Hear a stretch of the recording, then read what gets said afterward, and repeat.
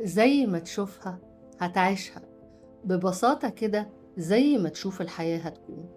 لو عايز تشوفها بعين إيجابية مليانة تفاؤل وحماس، هتحس بكل شيء إيجابي ويدعو للتفاؤل.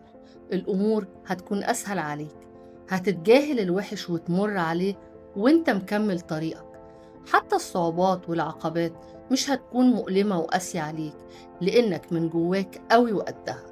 هتقدر تتجاوز الألم والحزن بسهولة، لأنك من جواك مش مستسلم.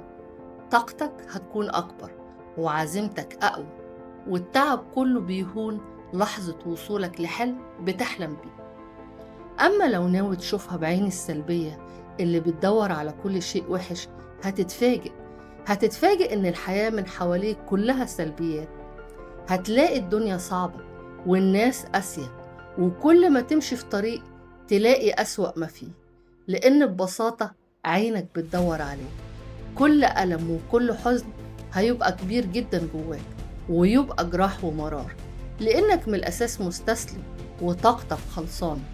هتحس كل خطوة صعبة وتقيلة عليك، كل مشوار بتبتديه مش قادر تكمله وتنهيه.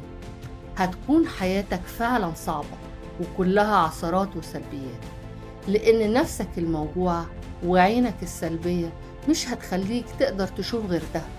هتجذب لك كل شيء سلبي، انت اللي بتختار. لو ناوي تدور على الفرح هتلاقي، لو ناوي تدور على الحزن هتلاقي، لو بتفتش على الحلو هتلاقي، ولو بتفتش على الوحش برضه هتلاقي، لأنك ببساطة زي ما تشوفها هتعيشها.